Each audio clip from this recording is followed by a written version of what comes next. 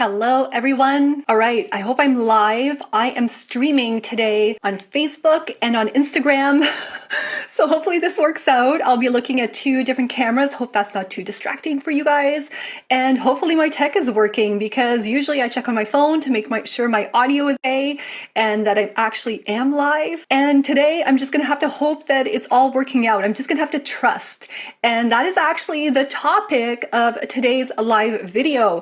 I wanna talk about trust in the context of love and relationships, specifically self-trust. But first, if you're new to my world, my name is Mireille Thériault. I go by Mireille Nicole in my relationship coaching business. And if you don't know my story yet, in a nutshell, I went from married to divorced to finding my dream man and then to almost losing him. And what I did to make sure that relationship with my dream man lasted, I decided I would learn everything I needed to know about love and relationships, and I managed to turn it around. He got down on one knee, proposed, and now we are happily remarried. So I want to talk about self-trust today because I hear a lot online, just everywhere, right, about self-love. When we talk about relationships, often we're talking about, how you have to love yourself first before you can love anyone else. The whole self-love thing is just all over the place. And I'm not saying I disagree. I do agree that self-love is super important. It's super, valuable to work on in terms of making your relationship better, in terms of attracting your Mr. Right, the person you're meant to be with, the person you're meant to have your happily ever after with. But I want to challenge that a little bit today. I want to talk about self-trust and self-trust in terms of making that a bigger focus in your personal development work, in all that inner work that you do in terms of attracting and improving maybe your relationship, or even if your relationship is great right now, just in terms of keeping that spark alive, just keeping the flame there. Because like I said, we talk a lot about self-love, and I don't hear so much discussion around the whole idea of trust and self-trust specifically. So I'm going to start this off by explaining a little bit why I am a bit more reticent when it comes to self-love. And like I said, it is important, but the problem I see with self-love is there can be a dark side to it that we don't often talk about. It can be used, if not used properly, it can be used as a really unhealthy self-preservation, self-protection measure that can keep us stuck in our love life, in maybe an unhealthy relationship or a toxic relationship, or keep us from meeting that special someone who might be just right in front of our eyes, but we just can't see him because we're wrapped up in all these things. And what I mean by that, when I say there's a dark side to self-love, is that when you love yourself, you can often, or even think of it when you love someone else too, right? Picture yourself in both situations.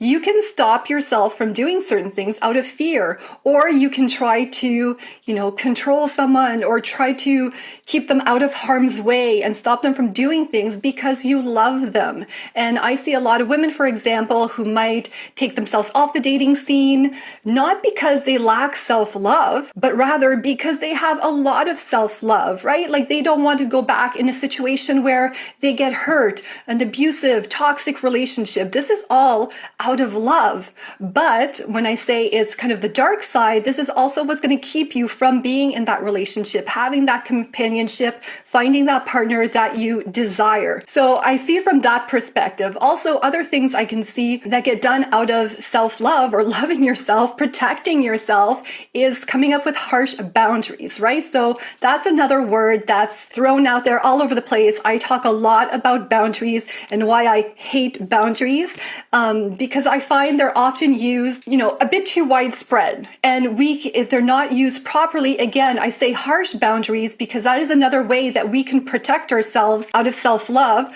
by really putting that cage or around ourselves of not letting people in terms of really having, they can be walls. And again, that's out of self-love a lot of times, right? Think of when you have a child and you want to protect them, right? You're not doing that because you don't love them. You're probably doing it because you're worried about them. You have fear. And that's the same thing that we direct towards ourselves.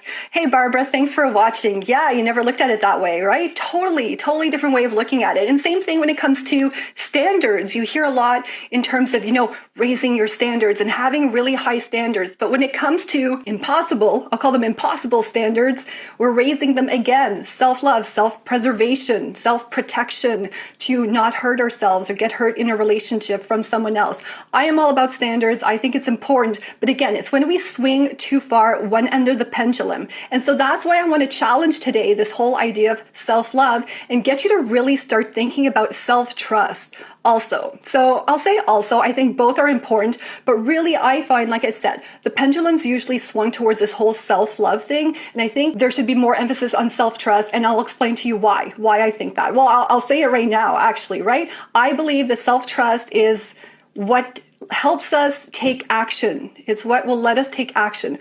I think back on my own relationship, my own love life.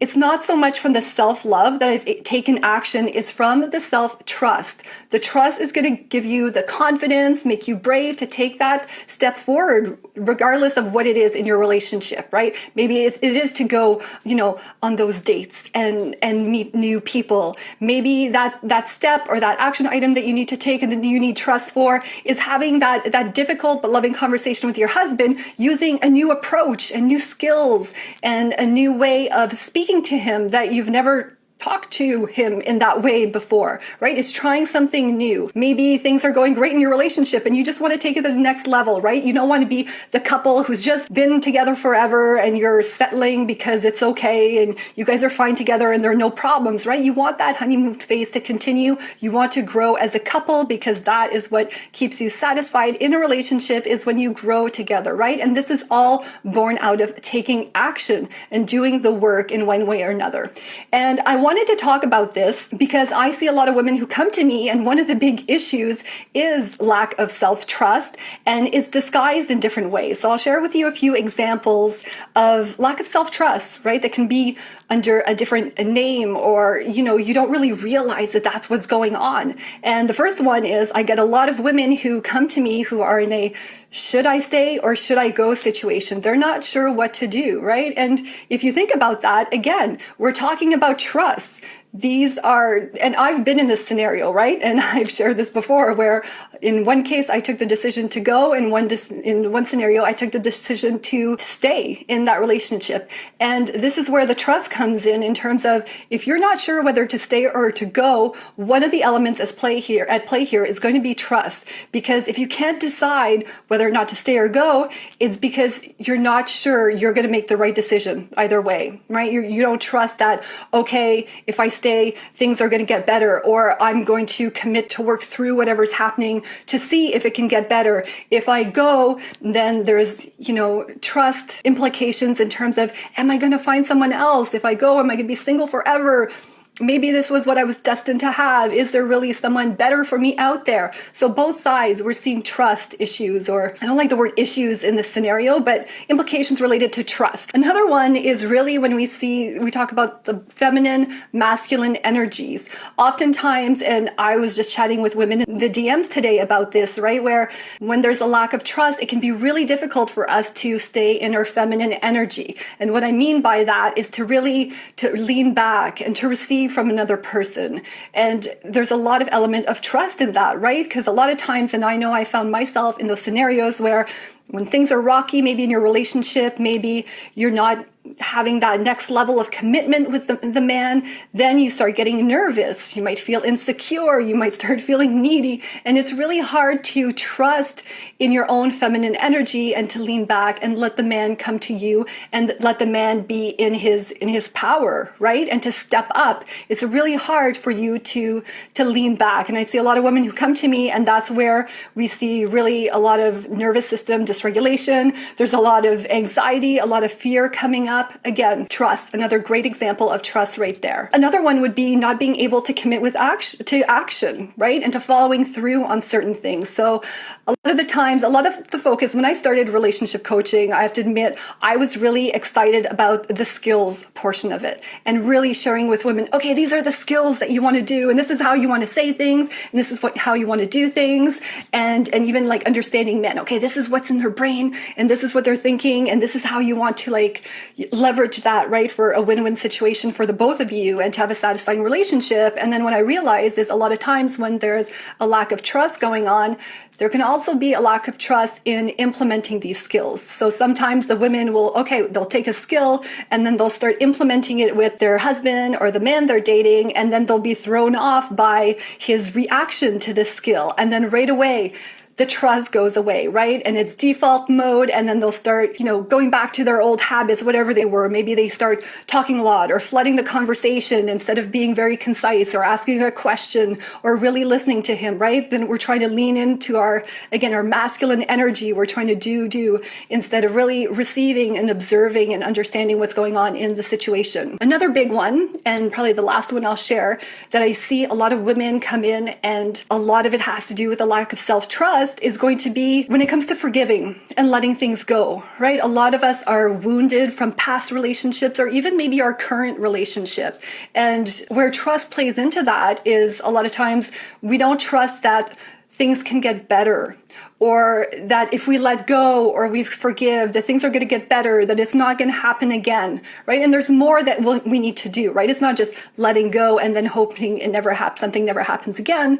It's letting go and then implementing the skills and learning and applying the skills to make sure that dynamic never recreates itself and that scenario never happens, right? And I just want to share an example, a personal example. I wasn't actually going to share this as my personal story in terms of the topic today, but this is something that just happened recently, actually. Well, let me rewind.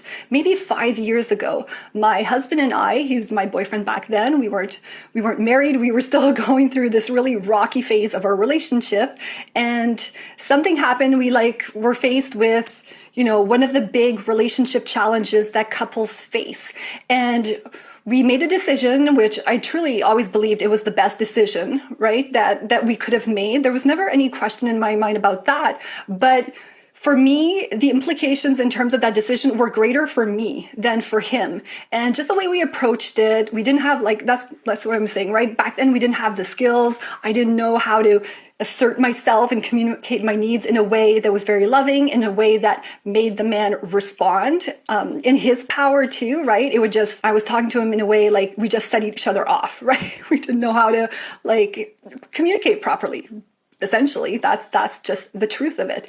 And so for a while at the beginning, I really hung on to that disappointment, that sadness. I can't even remember. I don't think he apologized for whatever consequence or however I was feeling in the moment. And I did the work. I let it go. I really focused on, the future of our relationship, the skills, what I could bring to the relationship, my role and what I was responsible for in the relationship, and really understanding men and learning how to really understand him. And this happened, I think, a month ago. We were in Cuba. We took a trip to Cuba, end of February, a bit more than a month ago. And my man apologized.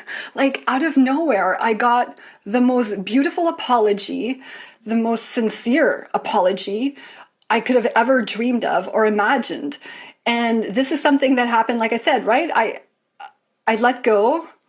I didn't need it anymore. I trusted that, by doing the work on myself, on our relationship together, that things would be okay. And look at that. Look at the outcome, right? I got the apology that I had let go of, that I didn't really need it. I got it later on. Now, I'm not saying that, guarantee that someone's always going to apologize or, and like I said, I didn't need it at that point, but it just goes to show, right, how trust is what's going to bring you the outcome you desire. At the end of the day, that's what it is. That's another big difference between self-love, where self-love, if it's not used properly, let's just say, right, it's just going to keep you stuck and can keep you getting more of what you want. Because if you're putting up more boundaries, if you're putting up, taking yourself out of the game more than you are, if you're shutting down or whatnot, that's just going to keep keeping you in that same situation. And some of that's important. I get it.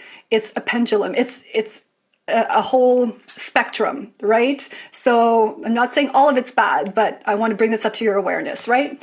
So actually the story I was going to share, because actually the story I shared was more in terms of the relationship I decided to stay in and work on with my dream man that I knew from the bottom of my heart was my man for me, my happily ever after. But another scenario I was going to talk about for the women here who are maybe divorced or in that should you stay, should you go situation. And I never tell women what to do. You have the answer within you. I guide you towards clarity in terms of whatever decision you want to make. But in my first marriage, right, I made that decision to leave that relationship, and to be able to make that decision, it wasn't from taking bubble baths. It wasn't from, buying myself flowers. I love those things. I do those things all the time. But I was able to make that decision from the massive amounts of self-trust that I had built, that I had developed within me, that I had worked on. It's from the trust, not the self-love. Self-love played, a part in there, but really start thinking about the trust. So if you guys like to journal, I know journaling is something that I used a lot, especially when things were rough in my relationship. It's a really important tool, something I love doing. I go on and off with it, and I've just actually recently started doing a lot more of it again. If you want to journal, I'm going to give you a few little journal prompts and just a few questions to ask, right? You can just write these down somewhere, watch the replay, pause it. Maybe I can write them in the comments or something for you guys. But I want you to think about in what areas, in what ways are you not trusting yourself in love? So take a good look at that and just write whatever comes up for you. What areas, what ways are you not trusting yourself in love? Okay, number 2, how is this lack of trust hurting you or keeping you stuck in relationships or in your love life? How is this lack of trust hurting you or keeping you stuck or even benefiting you, right? That's the big one. How is that benefiting you in a way that might keep you wanting to stay, in the situation you want, right? How is it making you stay comfortable, safe? And the last one, okay, when did you make a big, bold move in your romantic life and it worked out? And if you can't think of an example of when you took a really big decision, you really trusted yourself, you took a risk, if you can't think of something like that in your love life, think of it in any other scenario of your life. Maybe it's something related to work. You just decided one day that this job you had was no longer up to your standards, not your impossible standards, but up to your standards. And you decided that you were going to leave that job and find something else, something more suited to you and your purpose and your desire in life, right? It could be something related to anything. It doesn't have to be love, but I want you to think of a situation where you had to trust yourself and where it actually worked out, and really feel into that one. So write it down, write it in your journal, right? And see what comes up for you. All right. If you're open to sharing, let me know in the comments. So just some final words here before I wrap it up. Just remember, self-love won't help you take action. Maybe a little bit, okay? But I want you to start thinking more about self-trust, because self-trust will enable you to start taking action. And if you want things to be better in your love life, in your relationship, just remember that you have to move. Waiting for someone else to move, waiting for the man to move and to do something about it just totally strips you of all your power, right? So when you make the moves, everything else in your life is going to follow. Things are going to fall into place one way or another. So if you were listening to this and you were like, okay, that's cool, I've got a lot of self-trust, I'm really interested in how to get trust other people more or trust the man more, I have a video on my YouTube channel. I'll put a little card up here. So I hope this was helpful. If you have any comments, questions, leave them in the comments. I always answer everyone. Hit me up in the DM if there's anything you want to talk about that's maybe a little bit more personal. I am always there for you ladies, and I will see you in the next Wednesday Love Chat.